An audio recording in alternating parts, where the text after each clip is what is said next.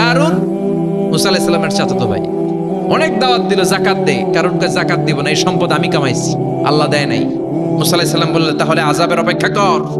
আযাব চলে আসলো। আল্লাহ বলেন মুসা সেফ জোনে যাও, সরো, এখনই আযাব। ফাখাসাফনা বিহি ওয়া বিদারিহিল আরদ, পুরো ফাইয়ুমের জমিনটার আল্লাহ কাঁপিয়ে দিলেন, আর কারুনকে সহ পুরো সম্পত্তি তার জামিনের ভিতরে দাবিয়ে দিলেন। হাঁটু পর্যন্ত কারুন দেবে যায়, ভাবছে উঠে যাবে। কোমর পর্যন্ত দেবে যায়, ভাবছে উঠে যাবে। গলা পর্যন্ত যখন দেবে যায় আর সুযোগ নাই। কয় মুসা আমার সব সম্পত্তি তোরে আর তোর আল্লাহরে দিয়া দিলাম, আমারে বাঁচা, আমারে সব সম্পত্তি তোর আর তোর আল্লাহ, আমারে খালি বাঁচা, চাচা আপন প্রাণ। আল্লাহ বলে সময় শেষ। তার মানে বাদাল গারগারা তওবা কিন্তু আর কবুল হয়। এই হলো একটা। নাম্বার 2, বাদা তুলুই শামস মিন মাগরিবিহা, কিয়ামতের আগ দিয়ে সূর্যের পূর্ব দিকে উঠবে না, পশ্চিম দিক থেকে উঠবে। যেদিন প্রভাতে পশ্চিম দিক থেকে সূর্য উঠবে, ওই দিন থেকে তওবার দরজাটারে বন্ধ করে দিবে কে? আল্লাহ। তার আগ মুহূর্ত পর্যন্ত জীবনে যত গুনাহ করেছি, অন্যায় করেছি, চোখের পানি ছেড়ে ক্ষমা চাইলে ক্ষমা করবে কে? শয়তান আল্লাহরে চ্যালেঞ্জ দিছে, আল্লাহ তুমি আমারে জাহান্নামে পাঠাবা, আমিও তোমার বান্দা করে লয়ে একসাথে জামাতে ঢুকমু।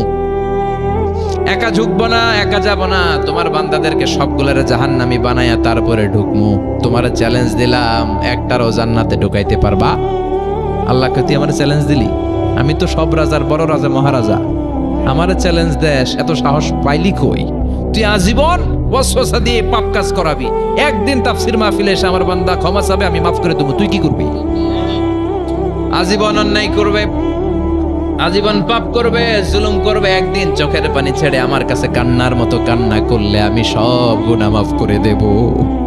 এজন্য আল্লাহ বললেন ইয়া আইয়ুহাল্লাযীনা আমানু তুবু ইলাল্লাহি তাওবাতান নাসুহা। ভুল করেছো, তওবা করো, মাফ করবে কে? সাইয়েদনা আদম আলাইহিস সালাম ভুল করলেন, দুনিয়ায় এসে শত শত বছর কাঁদলেন, কিন্তু ক্ষমা হয় না। আল্লাহরে বললেন আল্লাহ কি করলে ক্ষমা পাবো বলো? ফাতালাক্কা আদামু মির রাব্বিহি কালিমাতিন ফাতাবা আলাইহি। আল্লাহ বললেন ও আদম, তোমারে কিছু কালেমা শিখায় দেই, এই কালেমাগুলো দিয়ে আমার কাছে দোয়া করো, ক্ষমা করে দেব। আল্লাহ শিখায় দিলেন, ও আদম দুই হাত তুলে চোখের পানি ছেড়ে আমার কাছে পড়ো, রব্বানা, পড়েন, রব্বানা যালামনা আনফুসানা ওয়া ইল্লাম তাগফির লানা ওয়া তারহামনা লানাকুনান্না মিনাল খাসিরিন। এটা শিখাই দিছিল আল্লাহ। আল্লাহ আমি জুলুম করেছি, অন্যায় করেছি, ভুল করেছি, পাপ করেছি, তুমি যদি ক্ষমা না করো ক্ষমা করার কেউ নাই, ঠিক কি না? আমরাও পাপ করলে এই দোয়াটা পড়ার দরকার আছে না নাই? 5টা শর্ত সাপেক্ষে আমাদের তওবা কবুল করবে কে? তওবা কবুল হওয়ার কিছু শর্ত আছে 5টা। কয়টা? চিৎকার মেরে বলতে হবে, তওবা কবুল হওয়ার শর্ত কয়টা? 1 নম্বরে হচ্ছে আল ইকরা, acknowledgement. You have to give the acknowledgement that you are the greatest sinner on earth. আপনাকে ঘোষণা দিতে হবে যে আপনি পৃথিবীর সবচেয়ে বড় পাপী। 1 নম্বর শর্ত, আপনি বলেন যে আল্লাহ আমার চেয়ে বড় পাপী নাই, আকাশের নিচে জমিনের উপরে আমি সবচেয়ে বড় পাপী, এমন কোনো পাপ নাই যেটা আমি করি নাই, ঠিক কি না? 1 নম্বরে পাপের ঘোষণা দেন। 2 নম্বরে আন-নাদাম, নাদাম মানে repentance. You have to be repentant for what you have done. আপনাকে অনুতপ্ত হতে হবে, চোখের পানি ছাড়তে হবে। আল্লাহ আমি লজ্জিত, আল্লাহ আমি নাদান, আমি পিশাচ, আমারে মাফ করে দাও। তার মানে স্বীকার গেলেন কি অন্যায় করেছেন। 2 নম্বরে আপনি অনুতপ্ত হলেন। 3 নম্বরে স্টপ, যেই পাপ করতেছিলেন ওইটা থামান, stop what you have done, যেটা করতেছিলেন আগে থামান। আপনি সুদ খাইছেন, অনুশোচনা আসলো, মাফও চাইতেছেন, আবার সুদও খাইতেছেন, হবে? আপনি ঘুষ খেয়েছেন, তওবা শুরু করলেন, আবার ঘুষও খেয়ে যাচ্ছেন, হবে? থামেন, স্টপ। 3টা গেল। 4 number, to hate what you have done, ঘৃণা করতে হবে, যে পাপটা করেছেন মন থেকে ওই পাপটাকে ঘৃণা করতে হবে। 5 নাম্বার শর্ত হচ্ছে to determine that you never repeat this sin again in your life. আল্লাহরে ওয়াদা দেন, কমিটমেন্ট দেন যে আল্লাহ আমার জীবনে পারতপক্ষে এই পাপ জীবনেও করব না। চিৎকার করে বলেন ঠিক কিনা? তার মানে আপনি শিকার যান, তারপরে আপনি অনুতপ্ত হবেন, যে পাপ করেছেন থামিয়ে দিবেন, পাপটারে মন থেকে ঘৃণা করবেন, আর আল্লাহরে ওয়াদা দিবেন আল্লাহ আর করব না। এই 5টা শর্তের আলোকে তওবা করলে জীবনের সব গুনাহ মাফ করে দিবে কে? এজন্য আল্লাহ বললেন ইয়া আইয়ুহাল তুবু ইলাল্লাহি তাওবাতান নাসুহা, তওবার মতো তওবা করো, সব গুনাহ মাফ করতে পারে কে? তওবা করবেন তো? রাজি আছেন? কবে করবেন? এই মুহূর্তে তওবা করলাম, এই মুহূর্তে আল্লাহর কাছে ক্ষমা চাই, আল্লাহ জীবনের সব গুনাহ মাফ করে দাও। আমাদের দেশে তওবা করার জন্য হুজুর লাগে, কথা কন, পিসা হুজুর, বড় হুজুর, ছোট হুজুর, হাফেজ সাহেব লাগে না? হাফেজ সাহেব, ইমাম সাহেব, এদের ছাড়া নাকি তওবা হয় না। না, এটা ভুয়া কথা। আপনি অনুতপ্ত হন, আপনি চোখের পানি ছাড়েন, আপনি আপনার রবরে বলেন, ক্ষমা করে দিবে কে? ইমাম সাহেব আসতে হবে শর্ত না, পীর সাহেব হুজুর এসে হুজুরের হাতে হাত রেখে তওবা পড়তে হবে শর্ত না। আপনার রবরে ডেকে চোখের পানি ছেড়ে ক্ষমা চান, ক্ষমা করবে কে? আর প্রতিদিন শতবার পড়তে থাকবেন আস্তাগফিরুল্লাহ।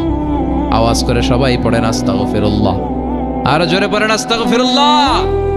বিশ্বনবী বলেন, মান লাজিমাল ইস্তিগফার জাআলাল্লাহু লাহু মিন কুল্লি দিকিন মাখরাজা। সব সময় ইস্তিগফারের সাথে যে লেগে থাকবে, রব্বুল আলামিন তারে 5টা জিনিস দিবে। কয়টা? কথা কন আরো জোরে, সবাই বলেন কয়টা? নাম্বার 1, জাআলাল্লাহু লাহু মিন কুল্লি দিকিন মাখরাজা। বিপদে পড়লে বিপদ থেকে উদ্ধার করবে কে? আমাদের তো কোনো বিপদ নাই না? আছে? কত বিপদ, হ্যাঁ? রাস্তাঘাটে দুর্ঘটনা হতে পারে, যে কোনো সময় ভূমিকম্পে পড়তে পারি, বজ্রপাত পড়তে পারে না? ঠেড়া পয়রা মানুষ নাই, আছে না নাই? এই বিপদ আপদ থেকে আপনারা রক্ষা করবে কে? যদি আপনি ইস্তেগফারের সাথে আঠার মতো লেগে থাকেন। কিসের সাথে? কথা বলেন। ইস্তেগফারের সাথে লেগে থাকতে পারলে 1 নাম্বার হচ্ছে বিপদে পড়লে আপনারে মুক্ত করে দিবে কে? 2 নাম্বার, ওয়ামিন কুল্লি হাম্মিন ফারাজা, যে কোনো ধরনের টেনশন, হাইপার টেনশন থেকে বাঁচায় দিবে কে? আমাদের তো টেনশন মেনশন নাই না? আছে? লাইফ নিয়ে টেনশন, বাঁচার টেনশন, মরার টেনশন, ক্যারিয়ারের টেনশন, রাস্তাঘাটে যানজট, এটার টেনশন, পুলিশের দৌড়ানি, র্যাবের দৌড়ানি, বাড়ির ভাড়া, গ্যাস বিল, বিদ্যুৎ বিল, ছেলে মেয়েদের লেখাপড়া, কত টেনশন। এই সব টেনশন থেকে আপনারে মুক্ত করে দিবে কে? 3 নম্বরে, ওয়ারযুকহু মিন হাইসু লা ইয়াহতাসিব, এমন জায়গা থেকে আল্লাহ আপনার রিজিকের ব্যবস্থা করবে আপনি কল্পনাই করতে পারবেন না। সুবহানাল্লাহ পড়েন। 4 নম্বরে, সবসময় ইস্তেগফার যদি পড়া হয়, আল্লাহর কোনো আযাব ওই বান্দার উপরে আসে না। ওমা কানাল্লাহু মুআযযিবাহুম ওয়া হুম ইস্তাগফিরুন।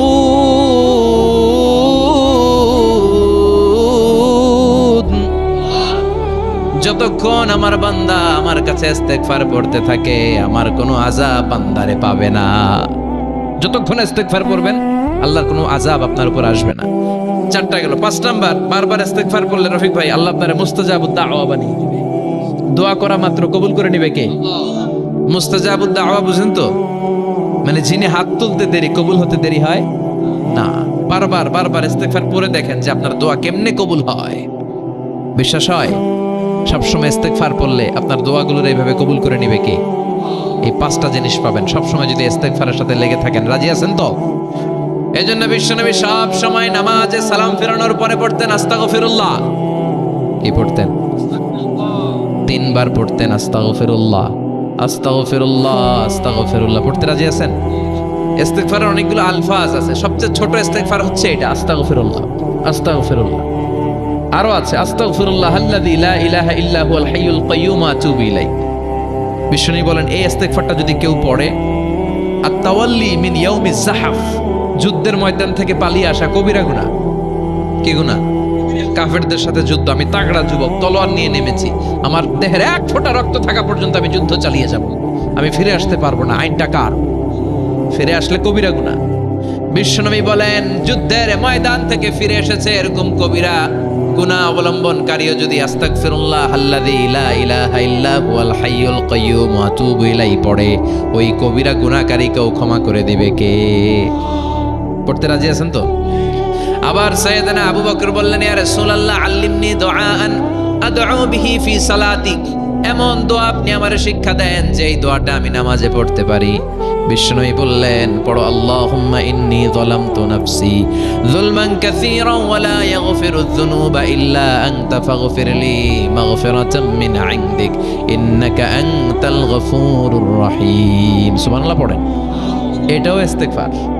আমরা এটার বলে দোয়া মাসুরা, সালাম ফেরানোর আগে পড়ি না? যেখানেই ক্ষমা চাওয়ার কথা আছে ওইটারই কি বলে? ইস্তেগফার। আল্লাহুম্মা ইন্নী যালামতু নাফসি, আল্লাহ জুলুম করেছি, জুলমান কাসীরা, অনেক জুলুম।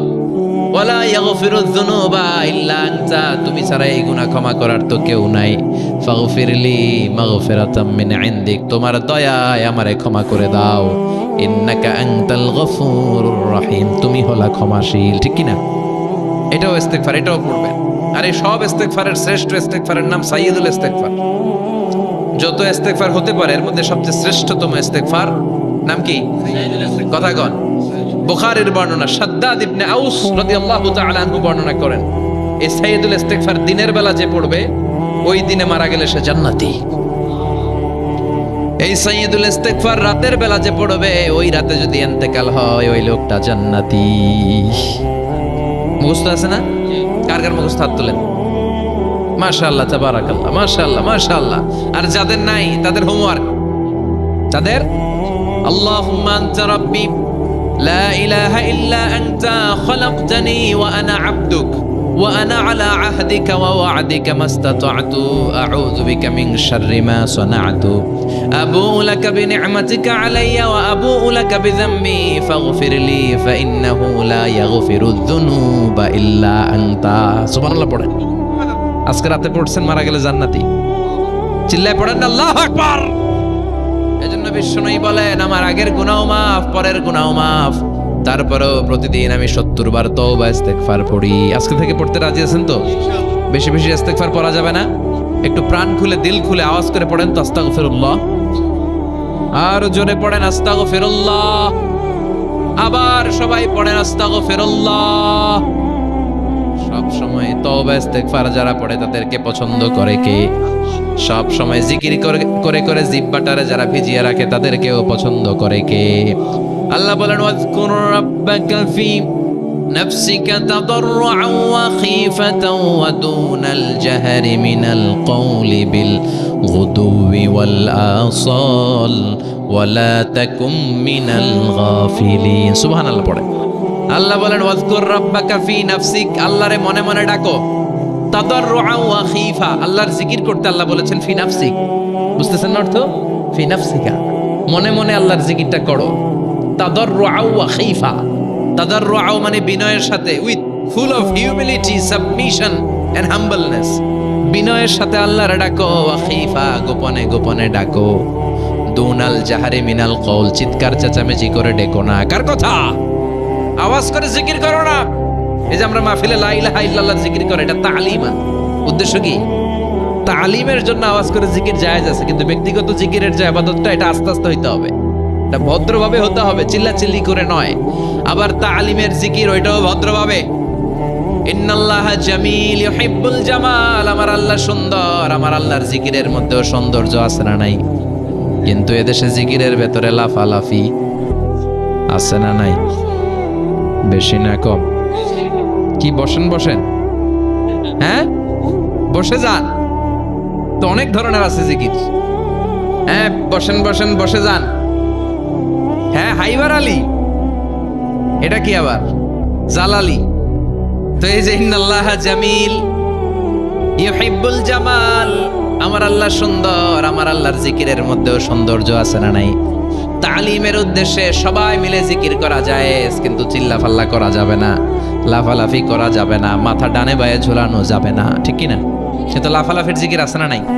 লাফাইতে লাফাইতে, হ্যাঁ গাছের আগায় বাঁশের আগায়। আবার যিনি জিকির পরিচালনা করে ওনার কান্দে যাইয়া ওঠে, আছে না নাই? বিশ্বনবী সাহাবাদের নিয়ে জিকির করছেন, সাহাবারা লাফাতে লাফাতে খেজুর গাছের আগায়। হাদিসে আছে না এটা? বিশ্বনবী সাহাবাদেরকে নিয়ে জিকির করছেন, লাফাতে লাফাতে আবু বকর বিশ্বনবীর কান্দের উপরে। আছে, হাদিসে আছে। এটা জিকির নয়। কি সুন্দর দেখেন, ইসলাম বোঝা কত সহজ। ওয়াজকুর রাব্বাকা ফি নাফসিকা তাদাররুআ ওয়া খীফা, গোপনে জিকির করো, ভদ্রতার সাথে বিনয়ের সাথে জিকির করো। ওয়ালা তাকুম মিনাল গাফিলিন, দুনাল জাহারি মিনাল কওল, চিৎকার চেঁচামেচি করে জিকির করো না। যারা চিকফাল দিয়ে হই হই হই হই করে, আছে না? হই হই হই হই হই হইয়ের ভিতরে আল্লাহর নাম আছে।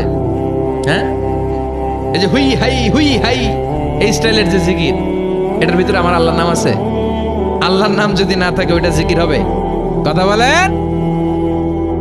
বিষ্ণু বললেন খবরদার, চিৎকার চেঁচামেচি করে লাফালাফি করে যারা জিকিরি করে এরা মনে করে আল্লাহ কানে শোনে না। কথা বলেন। আপনি গোপনেও আল্লাহর ডাকলে আপনার ডাকে সাড়া দিবে কে? এজন্য রাব্বুল আলামিন বলেন ফাযকুরুনি আযকুরকুম ওয়াশকুরুলি ওয়ালা তাকফুরুন। বান্দা আমার জিকির তোমরা করো, আমিও তোমাদের জিকির করব, ঠিক কি না? আমরা যদি আল্লাহর জিকির করি আমাদের জিকির করে কে? সুবহানাল্লাহ কবেন না? আমরা আল্লাহর জিকির করে আল্লাহ নাকি আমাদের জিকির করে, জানো তো না কথা এটা? আবার হাদিসে কুদসিতে আল্লাহ বলেন ফাইন যাকারানি ফি নাফসি যাকারতুহু ফি নাফসি। আমার বান্দা যদি একা একা আমার জিকির করে আমি আমার বান্দারে একা একা স্মরণ করি। ওয়া ইন যাকারানি ফি মালাইন যাকারতুহু ফি মালাইন খায়রিম মিনহু। এরকম মহা সম্মেলন করে যদি কেউ আমি আল্লাহর জিকির করে আমি এর চেয়েও বড় মহা সম্মেলন ফেরেশতাদেরকে নিয়ে করে আমার বান্দারে স্মরণ করি। ওয়া ইন তাকাররাবা ইলাইয়া শিবরান তাকাররাবতু ইলাইহি যিরাআন। আমার বান্দা যদি আমার দিকে এক বিঘত আসতে চায় আমি আমার বান্দার দিকে এক হাত এগিয়ে যাই। আমার বান্দা যদি আমার দিকে এক হাত আসতে চায় আমি আমার বান্দার দিকে দুই হাত যাই। ওয়া ইন আতানি ইয়ামশি আতাইতুহু হারওয়ালা। আমার বান্দা যদি আমার দিকে হেঁটে হেঁটে আসতে চায় আমি আমার বান্দার দিকে দৌড়ে দৌড়ে যাই। সুবহানাল্লাহ পড়ে। এজন্য বিশ্বনবী বলেন লা ইয়াজালু লিসানুকা রাতবাম মিন যিকরিল্লাহ।